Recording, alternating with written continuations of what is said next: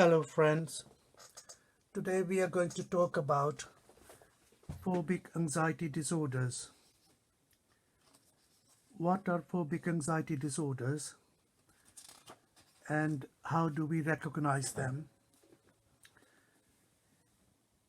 Phobic anxiety disorders are a group of disorders in which anxiety is evoked only or predominantly in certain well-defined situations that are currently not dangerous. Now, these are part of the mental health disorders, and they come under neurotic, stress-related, and somatoform disorders. In this category, phobic anxiety disorder, what we are saying is that there is anxiety, there is a situation, and there is a behavior. And in phobic anxiety disorders, there are few groups of few categories of disorders like agoraphobia, social phobia, and specific phobias. And today we are going to take each one of these in sequence or order. Number one is the agoraphobia. What does agoraphobia means? Agoraphobia, phobia in general means fear of something that is out of the context of the real situation. So the person is perceiving the situation as dangerous, and that will create feelings of uncomfortable in the situation. So let's look at what are those situations. In agoraphobia, the situations can be crowds or public places, traveling alone, or literally traveling away from home where you don't feel comfortable. What will happen if the person enters any of these situations, or at least one or two of these situations should be there? They will develop symptoms of anxiety. What are the symptoms of anxiety? Well, we can divide them into physical symptoms, psychological symptoms, and general symptoms. In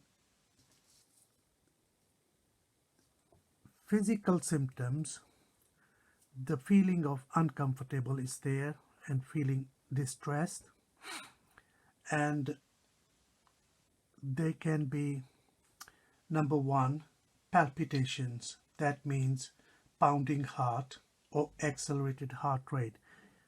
You simply are aware that your heart is racing fast. You can actually hear it and feel it. The heart is going fast. You will probably start sweating or shaking or trembling, and the mouth is getting dry. All these symptoms are like autonomic arousal because of the rush of the adrenaline. That is literally telling you, don't go near that situation, or try to avoid these situations in order to get these symptoms under control. The other symptoms may include with the chest or abdomen, and these are like you will find difficulty in breathing. There might be feeling of choking, as if the air is not going into your lungs properly. And you might even feel the chest pain or discomfort in your chest or in the abdomen, that you are feeling a little bit of distress, and you might actually start feeling sick or nausea. And some people say there is churning in my stomach or butterflies in my stomach. So they don't feel comfortable because of the autonomic arousal, because of the physical symptoms they are having in chest and abdomen. And on top of that, even general symptoms, there might be hot flushes or cold chills, or you may simply feel numbness or tingling sensations in your fingers or toes. You don't feel comfortable. And the psychological symptoms of anxiety, and remember, these are very much related to these situations, otherwise they are not present. They are comfortable in their own home, they are comfortable with their own loved ones. Only when they go to these places, then they start having these symptoms. So that is the characteristic feature of phobic anxiety disorder, because they are very much related to the situation and they are not present all the time. That differentiates this from other anxiety disorders. Now, what will be the psychological symptoms? You are thinking and believing that you will feel dizzy, you will feel unsteady, or you're going to faint or feel lightheaded in that situation if you go into the crowd or you went into a public place. I am feeling dizzy, unsteady. There might be feelings that objects are unreal, that what you see, because your heart is racing, your breathing is not right, and you feel that you are not paying enough attention, concentration, and then you feel that even the things you are seeing or hearing or the objects that are around you, they are not real. They're as if, something, they are made of cotton wool or something. And this is called derealization, or that self is distant or not really there. You feel that I am not even there, because the anxiety is so high. You have this in mind, I'm not even there, I can't feel anything, there is nothing there. But you feel uncomfortable and want to get away from there. Fear of losing control, going crazy or passing out. You know that you might even run away from there, or you might even faint and actually collapse. And there is a fear of dying. All of these symptoms doesn't have to be present. If minor symptoms are present, that will say that this is minor phobic anxiety or agoraphobia. Or if the symptoms are quite severe, then all of these symptoms may be present, but otherwise two or three from these symptoms can be present, and if they are present to a degree which is causing distress to the person.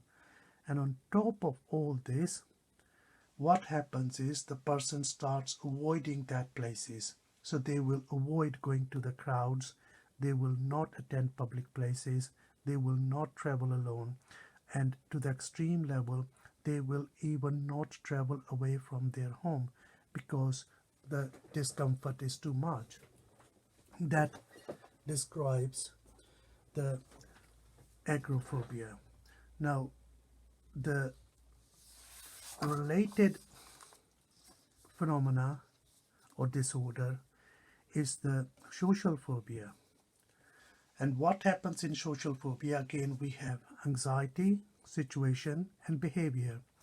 Now, situation in this is changed because in agoraphobia, the situation was crowded places or traveling alone or away from home or meeting in public place. But here, the situation is different slightly, but other anxiety symptoms will be the same because they are part of the same phobic anxiety disorders. And behavior again is very much similar, that we want to avoid those things. So what is the situation in social phobia? There is fear of being the focus of attention, or fear of being in a way that will be embarrassing or humiliating. So you know that if you are in a situation in a party or in a public place, or that you will feel embarrassed. You might do something that is silly. It might be humiliating, and you know that you will be the attention of the focus of attention, that everyone is looking at you, watching you, and seeing what you're doing. So that will create the situation, will create the anxiety in same ways that you start feeling uncomfortable, tense, your heart is racing, your breathing is not right, and you feel as if you're choking, you might feel dizzy. All those symptoms can be present. And what happens then? You tend to avoid those places. So there is marked avoidance of being the focus of attention. You don't want to go near those people or situations in which there is fear of behaving in an embarrassing or humiliating way. These fears are manifest in social situations such as eating or speaking in public, or encountering known individuals in public, or entering or enduring small group situations, like you will try to avoid going to the parties, you will avoid going to the meetings, you will not feel comfortable in classrooms, and literally you will avoid all these situations. On top of all the other anxiety symptoms that we discussed in agoraphobia, in this there are more classical symptoms that the person starts blushing. They feel hot in their face, and they feel uncomfortable in those feelings. They're getting distressed. And there might be a fear of vomiting, that you will actually be sick in the public, and that will be very embarrassing and humiliating. Or some people even feel, oh, I need to go to the toilet because I can't stay here. And there is urgency or fear of micturition or defecation. The third disorder in this one, phobic anxiety disorder, is the social phobias. These are more specific, these are more isolated, but the symptoms are the same with anxiety symptoms, and the behavior is again the same, that you avoid those situations or places or events. And what are the situations in this case? So phobias, that means fears, are restricted to highly specific situations, such as proximity to particular animals. You have fear of dogs or cats, you don't want to go near them, you fear that something really bad is going to happen, and your muscles are getting tense, breathing is getting faster or slower, heart is racing, sweating is there, so you will try to avoid this. And these symptoms can be related to any of these situations, like heights, darkness. Some people have real fear of darkness, they cannot go at night. There is fear of thunder, that is quite common, especially in teenagers or young people. There can be a fear of flying, they will never fly, that they will think that if they fly they are going to die, and the anxiety is so much that they can have never gone abroad on holidays because of this. There might be fear of closed spaces, going in the lift or going in the small bathroom or washroom, where you feel that you will get a lot of anxiety symptoms. You simply try to avoid going there. You might have fear of urinating or defecating in public places. You go to the market, you go to the public toilet, but you can't urinate because you know the anxiety will build up so much. You will not feel comfortable. People will be looking at you, watching you. You might feel humiliated. Some people don't even eat outside, or they don't eat certain foods. They know that if they eat certain foods, they get a lot of anxiety. Some people avoid going to the dentist. There is a fear of going to the dentist.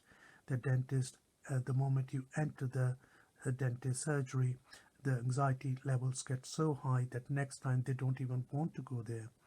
Some people have very specific phobia or fear of blood. They cannot see any injury, they cannot see any blood, and therefore will avoid going to or seeing something which is injured, or if there is any blood there. Thank you for watching this video. I will continue with my other videos in my next session. If you like the video, please do not forget to press the like button. Thank you.